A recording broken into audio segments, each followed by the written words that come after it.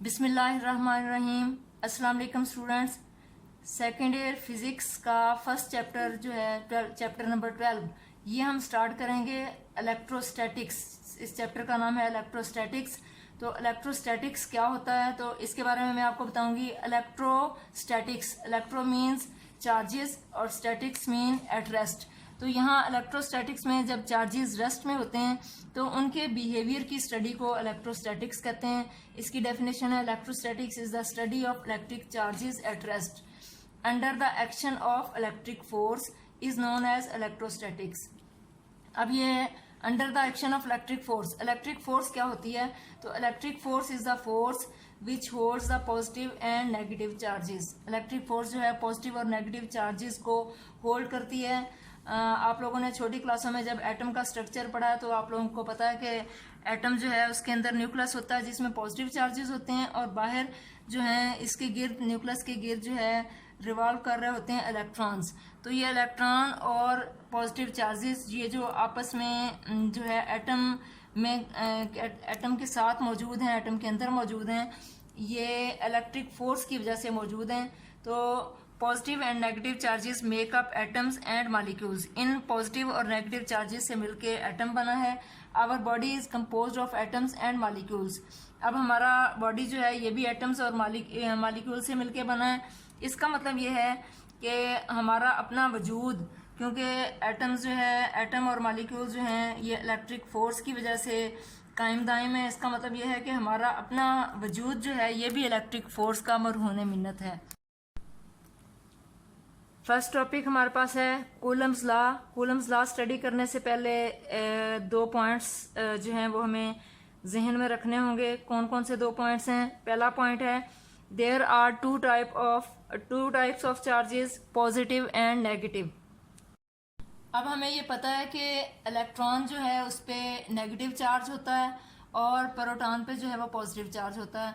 आगे second point ये है कि सेम चार्जेस या like charges repel and opposite charges attract. तो सेम चार्ज अगर होंगे पॉजिटिव या नेगेटिव वो एक दूसरे को रिपेल करेंगे, लेकिन ऑपोजिट चार्ज एक पॉजिटिव हो और एक नेगेटिव हो वो दोनों जो हैं वो एक दूसरे को अट्रैक्ट करेंगे। अच्छा स्टूडेंट्स, अब हमने देखना है कि ये दो चार्जेस जो एक दूसरे को अट्रैक्ट कर रहे हैं या एक दूसरे को रिपेल कर रहे हैं, जैसे कि आपको बताया कि सेम होने की सूरत में एक दूसरे को रिपेल करेंगे और अपोजिट होने की सूरत में एक दूसरे को अट्रैक्ट करेंगे। तो ये कितनी फोर्स एक दूसरे पे एक्सर्ट करेंगे अट्रैक्शन की या रिपल्शन की। तो इसको सबसे पहले 1874 में चार्ल्स कूलम एक फ्रेंच मिलिट्री इंजीनियर था, उसने इसको स्टडी किया, इसकी क्वांटिटी को कि कितनी फोर्स एक दूसरे पे एक्सर्ट करेंगे। उसकी जब उसने स्टडी की तो उसने एक लॉ ड्राइव किया जिसको हमने कूलम्स लॉ का नाम दिया है। तो ये स्टडी करने से पहले मैं आपको न्यूटन्स लॉ ऑफ ग्रेविटेशन के बारे में बताऊंगी। न्यूटन्स लॉ ऑफ ग्रेविटेशन और कूलम्स लॉ ये एक दूसरे से मिलते जुलते हैं, इनकी इक्वेशन एक दूसरे से मिलती जुलती हैं, इसलिए मैं आपको न्यूटन्स लॉ ऑफ ग्रेविटेशन जो आप लोगों ने मैट्रिक में भी पढ़ा हुआ है कि दो मासेस के दरमियान कायनात में मौजूद हर दो मास एक दूसरे को अट्रैक्ट करते हैं, तो वो आप लोगों ने पढ़ा हुआ है, उससे मैं इसको रिलेट करूंगी। आपने देखा Fg या ग्रेविटेशनल फोर्स दो बॉडीज के दरमियान किसके इक्वल होती है? G m1 m2 over r square. यहाँ G ग्रेविटेशनल कांस्टेंट है, m1 और m2 दो मासेस, कोई भी दो मास जिनके दरमियान, जैसे हमारी जमीन और सूरज है या हमारी जमीन और चांद है, इनके दरमियान या कायनात में हर कोई बॉडी दूसरे बॉडी को अट्रैक्ट करता है, उनके मासेस ये m1 और m2 फर्स्ट बॉडी का मास और सेकंड बॉडी का मास, और ये आर स्क्वायर उनके दरमियान डिस्टेंस है। इसी तरह का रिलेशन जो है कूलम्स ने बताया, सी फॉर कूलम फोर्स जो है दो चार्जेस के दरमियान जो होती है वो है Q1 Q2 over r square. यहाँ देखें उसी तरह से मिलता जुलता है, G की जगह यहाँ K आ गया और m1 m2 की जगह, क्योंकि दो मासेस थे यहाँ दो चार्जेस हैं Q1 और Q2, और ये आर स्क्वायर उसी तरह से उनके ये दो मासेस के सेंटर के दरमियान डिस्टेंस था, ये दो चार्जेस के सेंटर के दरमियान डिस्टेंस है। यहाँ मैं आपको दिखा रही हूँ कि ये Q1 फर्ज करें एक चार्ज है और Q2 एक और चार्ज है, इनके सेंटर्स के दरमियान डिस्टेंस जो है उसको हमने R से डिनोट किया है। तो हम देखेंगे F is directly proportional to Q1 Q2, और इसी तरह से F is directly proportional to 1/r²। तो जब हम इन दोनों को इक्वेशंस को मिलाएंगे, तो हमने इन दोनों इक्वेशंस को मिलाया, F is directly proportional to Q1 Q2/r²। तो यहाँ हमने मिला दिया Q1 Q2/r²। F is directly proportional to Q1 Q2/r²। अब ये प्रोपोर्शनैलिटी साइन है, ये हमने खत्म करना है। तो जब हम प्रोपोर्शनैलिटी साइन खत्म करते हैं तो उसकी जगह एक इक्वल का साइन और एक कांस्टेंट हम यूज करते हैं। तो देखें, हम खत्म करेंगे F इज इक्वल टू, यहाँ प्रोपोर्शनैलिटी की जगह इक्वल और कांस्टेंट आएगा। यहाँ हमने कांस्टेंट K यूज किया है, Q1 Q2/r²। तो ये हमारे पास इक्वेशन बनी। अब यहाँ K जो प्रोपोर्शनैलिटी कांस्टेंट है, इसकी वैल्यू क्या है, 1/4 पाई एप्सिलॉन नॉट, और ये एप्सिलॉन नॉट इसकी वैल्यू है 8.85 multiply by 10⁻⁻12 coulomb square over newton metre square. तो जब हम यहाँ इसकी वैल्यू जो है लगाएंगे तो K की वैल्यू क्या आएगी, तो K इज इक्वल टू, यहाँ हम 1/4 पाई की वैल्यू 3.14 है, और एप्सिलॉन की वैल्यू यहाँ से हम लगाएंगे 8.85 multiply by 10⁻⁻12 coulomb square over newton metre square. तो जब हम इसको कैलकुलेट करेंगे तो ये आया, K की वैल्यू आई 9 multiply by 10⁻9 newton metre square over coulomb square. ये ऊपर चला गया, newton metre square over coulomb square. तो ये वाली वैल्यू हमारे पास K की आ गई। अब ये एप्सिलॉन नॉट, ये होता क्या है, तो एप्सिलॉन नॉट है परमिटिविटी ऑफ फ्री स्पेस। तो परमिटिविटी ऑफ फ्री स्पेस समझने के लिए आपको, जैसे कि पहले भी बताया था, कि चार्ज Q1 है और Q2 है, और इनके सेंटर्स के दरमियान डिस्टेंस जो है वो R है। तो हमने जो है ये वाला चार्ज इस पे फोर्स एक्सर्ट करता है और ये वाला चार्ज इस पे फोर्स एक्सर्ट करता है। तो इलेक्ट्रिक फोर्स दोनों एक दूसरे पे एक्सर्ट कर रहे हैं। तो जब इनके दरमियान कोई भी हमने मीडियम यूज नहीं किया, फ्री स्पेस है, तो दोनों चार्जेस एक दूसरे को, या फ्री स्पेस जो है इन दोनों चार्जेस को एक दूसरे पे फोर्स एक्सर्ट करने की कितनी परमिशन दे रही है, कितना इनको परमिट कर रही है कि ये एक दूसरे पे कितनी फोर्स एक्सर्ट कर सकें, इसको कहते हैं परमिटिविटी ऑफ फ्री स्पेस, यानी फ्री स्पेस की परमिशन दोनों चार्जेस को एक दूसरे पे फोर्स एक्सर्ट करने की। स्टूडेंट्स, फोर्स क्योंकि वेक्टर क्वांटिटी है, अब थोड़ा सा हम इसकी डायरेक्शन के हवाले से भी देखेंगे कि किस तरह से हमने इस इक्वेशन को जो है वो लिखना है। F is equal to 1/4 pi epsilon naught Q1 Q2/r²। ये इक्वेशन हमने लिखी। यहाँ हमने दो चार्जेस भी लिए, Q1 और Q2 हमने लिए। इनके सेंटर्स के दरमियान डिस्टेंस को हमने R से डिनोट किया। अब ये देखें, ये Q1 जो है Q2 पे फोर्स एक्सर्ट कर रहा है, और क्योंकि सेम चार्जेस हमने कंसीडर किया कि ये भी पॉजिटिव चार्ज है, ये भी पॉजिटिव चार्ज है, तो ये वाला जो है इसको रिपेल कर रहा है। किस डायरेक्शन में रिपेल कर रहा है, इसको इस डायरेक्शन में रिपेल कर रहा है। तो जब ये इसको इस डायरेक्शन में रिपेल करेगा तो हमने इस फोर्स को डिनोट किया हुआ है F21 से, और वेक्टर साइन डाला है जो इसकी डायरेक्शन को शो कर रहा है। F21 का मतलब ये है कि force on charge Q2 due to charge Q1। जिस पे फोर्स एक्सर्ट होती है वो पहले लिखते हैं, जिसकी वजह से एक्सर्ट होती है वो हम बाद में लिखेंगे। तो F21 चार्ज 2 पे फोर्स किसकी वजह से, 1 की वजह से। और इसी तरह से जो Q2 है ये भी Q1 पे फोर्स एक्सर्ट करेगा, ये भी इसको रिपेल करेगा। किस डायरेक्शन में रिपेल करेगा, इस डायरेक्शन में, इधर इस डायरेक्शन में रिपेल करेगा। और ये फोर्स होती है इन दोनों चार्जेस के दरमियान, जो लाइन है जो एक दूसरे को ज्वाइन कर रही है, इस डायरेक्शन में फोर्स इसको ये रिपेल करेगा। किस फोर्स से, F12 फोर्स से। F12 का मतलब ये है फोर्स ऑन चार्ज Q1, और किसकी वजह से, Q2 की वजह से। तो force on charge Q1 due to charge Q2, इसको हमने लिखा F12। तो ये दोनों फोर्सेस एक दूसरे के इक्वल हैं, और डायरेक्शन जो है दोनों की, इसकी इधर है और इसकी इधर ऑपोजिट डायरेक्शन है, इसलिए हमने इक्वेशन लिखी। और इक्वेशन में हमने लिखा वेक्टर साइन से F12 is equal to minus F21। Minus sign जो है वो डायरेक्शन के लिए है कि इसकी डायरेक्शन और इसकी डायरेक्शन दोनों एक दूसरे के ऑपोजिट हैं। अब जब हम ये इसको इक्वेशन की फॉर्म में लिखेंगे तो हम ये लिख सकते हैं F21 इस चार्ज पे, Q2 चार्ज पे फोर्स इस Q1 की वजह से, उसको हमने लिखा F21 is equal to K Q1 Q2/r²। और क्योंकि ये वेक्टर है तो वेक्टर में ये यहाँ इतना मैग्नीट्यूड आ गया, और साथ हम डायरेक्शन का भी जिक्र करेंगे। और आपको पता है कि डायरेक्शन के लिए फर्स्ट ईयर में हमने पढ़ा था हम यूनिट वेक्टर यूज करते हैं। तो यूनिट वेक्टर जो है डायरेक्शन को शो करता है। तो यहाँ देखें हमने आर यूनिट वेक्टर यूज किया है और जो फोर्स की डायरेक्शन वही यूनिट वेक्टर की डायरेक्शन हमने डाली है। आर यूनिट वेक्टर और F21 फोर्स है तो डायरेक्शन भी उसी तरह से यूनिट वेक्टर आर और 21 देखें F21 है तो इधर भी हमने R21 यूनिट वेक्टर के साथ लिखा है ये पूरा वेक्टर। और उसके बाद हमने इस चार्ज Q1 पे फोर्स वो हमने निकाली है F12 और वेक्टर साइन हमने यूज किया। उसके बाद Q1 Q2 over r square और यहाँ हमने यूनिट वेक्टर इसकी डायरेक्शन इस वेक्टर की डायरेक्शन शो करने के लिए यूनिट वेक्टर R12 क्योंकि फोर्स 12 है तो हमने R12 यूज किया है आर यूनिट वेक्टर और 12। तो यहाँ हम भी लिखेंगे जो फोर्स की डायरेक्शन है वही यूनिट वेक्टर की डायरेक्शन हमने R12 से डिनोट करके यूनिट वेक्टर R12 डाला। अब ये है F equal to Q1 Q2 over r square. अगर अब हम देखेंगे कि अगर दोनों जो चार्जेस हैं पहले तो हमने इनके दरमियान फ्री स्पेस यूज की थी कि कोई भी मीडियम नहीं है फ्री स्पेस है। अगर हम इनके दरमियान मीडियम यूज करें तो आपको सबसे पहले तो ये बताना है कि जब हम इनके दरमियान कोई भी मीडियम यूज करेंगे इंसुलेटर हम यूज करते हैं चार्जेस के दरमियान। तो इंसुलेटर जब हम चार्जेस के दरमियान रख देते हैं तो फिर हम उसको इंसुलेटर नहीं कहते उस मीडियम को हम डाइलेक्ट्रिक बोलते हैं डाइलेक्ट्रिक। तो अब आपको पता होना चाहिए कि इंसुलेटर जब हम मीडियम दोनों चार्जेस के दरमियान एज अ मीडियम रखेंगे तो उसको हम कहेंगे डाइलेक्ट्रिक हमने यूज किया है। तो डाइलेक्ट्रिक मीडियम जब हम यूज करेंगे तो हम वही वाली इक्वेशन ये वाली इक्वेशन जो है यहाँ हम पहले के की वैल्यू लिखते थे 1/4 पाई एप्सिलॉन नॉट। अब हम लिखेंगे 1/4 पाई एप्सिलॉन मीडियम। तो एप्सिलॉन मीडियम हमने यूज किया बाकी वही equation Q1 Q2 over r square है। अब ये एप्सिलॉन मीडियम क्या है मीडियम जो है हमारे पास एयर हो सकता है हमारे पास जो है बेंजीन है ग्लास है और वाटर कोई भी मीडियम हम यूज कर सकते हैं। तो इसकी जो वैल्यू है वो उसको हम कहते हैं रिलेटिव परमिटिविटी से डिनोट करते हैं कि रिलेटिव परमिटिविटी क्या है।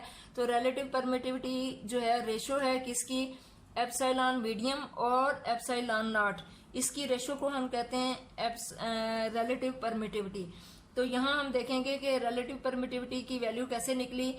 एप्सिलॉन मीडियम यहीं रहा और ये जो एप्सिलॉन नॉट है ये इधर जाके मल्टीप्लाई हो गया। तो epsilon medium is equal to epsilon r और ये एप्सिलॉन नॉट इधर आके तो एप्सिलॉन नॉट एप्सिलॉन आर आ गया। तो अब हम इस जो है एप्सिलॉन मीडियम की जगह अब हम यूज कर सकते हैं epsilon naught epsilon r. Students epsilon medium की वैल्यू हमने निकाली एप्सिलॉन नॉट एप्सिलॉन आर। अब यहाँ ये एप्सिलॉन आर रिलेटिव परमिटिविटी ये क्या होती है कि चार्जेस में मैंने आपको बताया कि अब हमने मीडियम यूज किया है और मीडियम मैंने बताया एयर वैक्यूम ग्लास और वाटर कोई भी मीडियम हम रख सकते हैं। तो देखें जब हमने इनके दरमियान कोई भी मीडियम रख दिया कोई चीज़ हम इनके अंदर रख देंगे इसके दरमियान कोई भी मीडियम हम रख दें तो अब ये चार्जेस जो हैं एक दूसरे पे फोर्स उतनी एक्सर्ट नहीं कर सकेंगे। फ्री स्पेस में जब इनके दरमियान कोई भी मीडियम नहीं है तो ये एक दूसरे पे ज़्यादा फोर्स एक्सर्ट कर रहे हैं। जब इनके दरमियान हमने कोई मीडियम रखा तो ये इनके दरमियान जो ये फोर्स एक दूसरे पे एक्सर्ट कर रहे हैं वो फोर्स कम हो जाएगी। अब वो कितनी वैल्यू से कम होगी वो डिपेंड करता है इस कांस्टेंट की वैल्यू जो भी हमने मटेरियल रखा है उसकी वैल्यू पे डिपेंड करता है कि उस मटेरियल की एप्सिलॉन आर की वैल्यू जो है वो क्या है। तो आपके बुक में जो टेबल दिया हुआ है टेबल 2.1 उसमें डिफरेंट मटेरियल्स जो हैं उनकी डिफरेंट वैल्यूज जो हैं वो दी एप्सिलॉन आर की वैल्यूज जो हैं वो दी हुई हैं वो आप उसमें टेबल में देख लेंगे। तो अब ये जो इक्वेशन थी F equal to 1/4 pi epsilon medium Q1 Q2 over r square. तो एप्सिलॉन मीडियम की जो हमने वैल्यू निकाली एप्सिलॉन नॉट एप्सिलॉन आर तो वो यहाँ हम लगाएंगे। तो 1/4 pi epsilon naught epsilon r Q1 Q2 over r square. तो ये हमारे पास है। तो आपको मैंने बताया कि क्योंकि देखें पहले हमने एप्सिलॉन नॉट था अब साथ एक मीडियम की वजह से एप्सिलॉन आर भी आ गया। तो दो जो यहाँ हमारे पास जो है कांस्टेंट आ गए तो इनकी वजह से क्योंकि ये वाली वैल्यू जो है डिनोमिनेटर में ये वाली वैल्यू इंक्रीज हुई है और क्योंकि ये फोर्स के इनवर्सली प्रोपोर्शनल है तो ये वाली यहाँ पहले एक वैल्यू थी, अब दो वैल्यूज आ गई क्योंकि ये मल्टीप्लाई भी हो रहे हैं, तो वैल्यू बढ़ेगी। तो इस वैल्यू के बढ़ने से फोर्स ऑफ अट्रैक्शन या फोर्स ऑफ रिपल्शन दो चार्जेस के दरमियान जो है कम हो जाएगी, क्योंकि ये वाली वैल्यू बढ़ गई तो ये वाली वैल्यू फोर्सेस के चार्जेस के दरमियान जो फोर्स है वो जो है वो कम हो जाएगी। तो मीडियम रखने से फोर्स ऑफ अट्रैक्शन जो चार्जेस के दरमियान या फोर्स ऑफ अट्रैक्शन और रिपल्शन जो है वो कम हो जाती है। कूलम्स लॉ हमने स्टडी कर लिया है, कुछ इंपॉर्टेंट पॉइंट्स हैं जो आपने याद रखने हैं, जहन में रखने हैं, ताकि आपको ये जो पॉइंट्स हैं ये कूलम्स लॉ जो है वो क्लियर भी हो जाए और आपके नॉलेज में भी थोड़ा सा इजाफा हो जाए। तो पहले सबसे पहला पॉइंट जो है कूलम्स लॉ की डेफिनेशन है, the force between two point charges is directly proportional to the product of the magnitude of charges and inversely proportional to square of distance between them. तो ये हमने इक्वेशन उसकी पढ़ी थी, F इजिकल टू के Q1 Q2 over r square. ये वही equation है, उसी की डेफिनेशन उसको थ्योरेटिकली इस तरह से बयान किया है। तो यहाँ 2 पॉइंट चार्जेस के बारे में आपको बताना है कि पॉइंट चार्ज जो है वो क्या होता है। तो पॉइंट चार्ज एक स्मॉल चार्ज हाइपोथेटिकल चार्ज है, किसी आमतौर पे हम एक इलेक्ट्रॉन जो सिंगल इलेक्ट्रॉन होता है उसको हम पॉइंट चार्ज कहते हैं, लेकिन वैसे कोई भी पॉजिटिव चार्जेस जो हैं, पॉजिटिव चार्ज जो है उसको भी हम पॉइंट चार्ज कह सकते हैं। तो पॉइंट चार्ज एक ऐसा चार्ज है जिसपे चार्ज के दो चार्जेस के दरमियान डिस्टेंस जो है उनके उसकी क्वांटिटी के मुकाबले में उनके दरमियान डिस्टेंस काफी ज्यादा हो, तो तब हम उन चार्जेस को जो है वो पॉइंट चार्जेस कह सकते हैं। सेकेंड पॉइंट है टेबल 2.1। इस टेबल में वैक्यूम की वैल्यू आप देखेंगे, रिलेटिव परमिटिविटी की वैल्यू है 1 और एयर की वैल्यू है 1.0006। तो इक्वेशन में पहले मैंने आपको बताया था कि हमने फ्री स्पेस या वैक्यूम यूज किया था। अब यहाँ आप देख रहे हैं कि वैक्यूम की और एयर की वैल्यू जो है इसमें बहुत थोड़ा सा फर्क है, 0.0006 का। तो आमतौर पे हम जब एयर यूज करते हैं तो उसके लिए भी हम वही वाली इक्वेशन जो हमने K Q1 Q2 over r square जो वैल्यू पढ़ी थी, हम वही वाली इक्वेशन जो है वैक्यूम के लिए और एयर के लिए सेम इक्वेशन जो है वो कंसीडर करते हैं। यहाँ टेबल के एंड पे देखेंगे डिस्टिल्ड वाटर जो कि एक अच्छा इंसुलेटर है, उसकी जो है रिलेटिव परमिटिविटी की वैल्यू 78.5, सबसे ज्यादा वैल्यू है 78.5। तो ये भी आपने, क्योंकि एमसीक्यूज में ये अक्सर आ जाता है, तो इसको भी आपने जहन में रखना है। नेक्स्ट पॉइंट है the greater the charge on an isolated object the greater the voltage between it and the earth. If the voltage get big enough a spark will jump across the gap. Page number 2 पे lightning flash एक आपको दिखाया हुआ है। तो point number 3 अभी जैसे मैंने आपको बताया था कि आइसोलेटेड ऑब्जेक्ट बादल जो हैं जैसे उन पे अगर चार्ज आ जाता है और काफी ज्यादा आपस में रगड़ की वजह से वाटर ड्रॉपलेट्स होते हैं बादलों के अंदर, तो रगड़ की वजह से जब उस पे चार्ज आ जाता है, अगर चार्ज बहुत ज्यादा हो तो अर्थ के दरमियान और जो बादल हैं उनके दरमियान जो है वो वोल्टेज या पोटेंशियल डिफरेंस जो है वो पैदा हो जाता है और ऑपोजिट चार्जेस की वजह से स्पार्किंग प्रोड्यूस होती है, इसको लाइटनिंग फ्लैश कहते हैं। फोर्थ पॉइंट है only electron move never the positive charges. तो यहाँ आपको बताना है कि जब हम दो बॉडीज को आपस में रब करते हैं तो इलेक्ट्रॉन लाइटर पार्टिकल्स हैं, कम इनका मास होता है, तो इलेक्ट्रॉन मूव करके एक बॉडी से दूसरे बॉडी में शिफ्ट होते हैं, पॉजिटिव चार्जेस जो है वो मूव नहीं करते। पॉइंट नंबर 5 में जो है कि सेम चार्जेस जो हैं वो एक दूसरे को रिपेल करते हैं और ऑपोजिट चार्जेस जो हैं वो एक दूसरे को अट्रैक्ट करते हैं। यहाँ मैंने इसको शो किया है, सेम चार्जेस हैं, एक पॉजिटिव और एक पॉजिटिव चार्ज, ये दोनों एक दूसरे को रिपेल कर रहे हैं। और देखें हमने ये वाला चार्ज जो है इसको इस डायरेक्शन में इधर रिपेल कर रहा है और ये वाला चार्ज जो है इस चार्ज पॉजिटिव चार्ज को इस डायरेक्शन में रिपेल कर रहा है। और हमने चार्जेस के बाहर की तरफ एरो हेड से शो किया कि दोनों एक दूसरे को रिपेल कर रहे हैं। इसी तरह से अगर दो नेगेटिव चार्जेस होंगे, ये वाला इसको रिपेल करेगा इस डायरेक्शन में और ये वाला जो है इस नेगेटिव चार्ज को रिपेल करेगा इस डायरेक्शन में। हमने दोनों चार्जेस के बाहर जो है एरो हेड डाल के शो किया कि दोनों एक दूसरे को रिपेल कर रहे हैं। अगर दो ऑपोजिट चार्जेस होंगे, एक पॉजिटिव है और एक नेगेटिव है, अब ये दोनों जो है एक दूसरे को अट्रैक्ट करेंगे। ये वाला पॉजिटिव चार्ज इस नेगेटिव चार्ज को अपनी डायरेक्शन में अट्रैक्ट करेगा और इसी तरह से ये वाला नेगेटिव चार्ज जो है इस पॉजिटिव चार्ज को अपनी डायरेक्शन में, ये देखें, इस डायरेक्शन में अट्रैक्ट करेगा। तो हमने चार्जेस के अंदर की तरफ एरो हेड डाल के इनकी अट्रैक्शन को शो किया है। नंबर 6 है build up of static is caused by friction.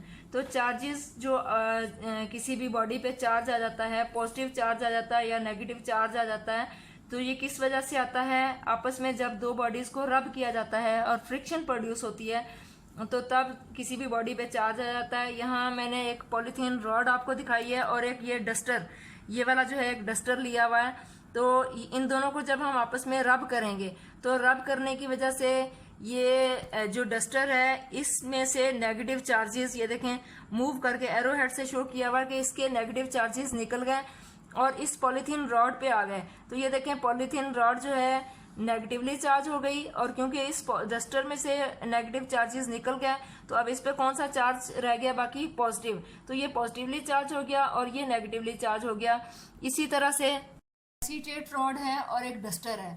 अब जब हम इनको आपस में रब करेंगे तो इनके रब करने से क्या होगा कि ये जो एसीटेट रॉड है इसमें से नेगेटिव चार्जेस जो हैं वो निकलेंगे। एरो हेड से शो किया हुआ नेगेटिव चार्जेस निकले और डस्टर पे चले गए।